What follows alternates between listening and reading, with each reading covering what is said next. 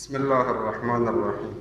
یا من ارجوه لكل خیر و آمن. در دعای رجب همیشه میخونیم یا من ارجوه لكل خیر و آمن سخطه عند كل شر، تا بعد میگیم یا من یعطی الکثیر بالقلیل، ای خدایی که رحمت و نعمت بسیار میدهی در مقابل عمل کم.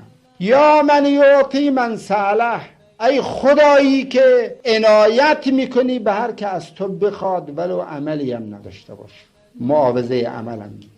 یا من یعطی من لم یسأله و من لم یعرفه، ای خدایی که اعطا میکنی و رحمت میکنی به بنده ای که حتی از تو نخواسته و تو رو نمیشناسد.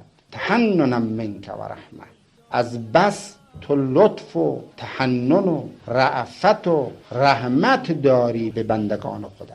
یکی از شرایط دعا که شرایط زیاد دارد همین ایمان به لطف عمیم پروردگار است و اینکه رحمت پروردگار بی منتهاست و اینکه انسان در هر اندازه عاصی باشد و گناهکار باشد، اگر به مانند یک بنده تائب و بازگشت کننده و مقر به معصیت و بنده ای که تصمیم گرفته است دیگر نافرمانی نکند، اگر به درگاه الهی قدم بگذارد، محال و ممتنع است که پروردگار او را از در خانه خودش دور بکند.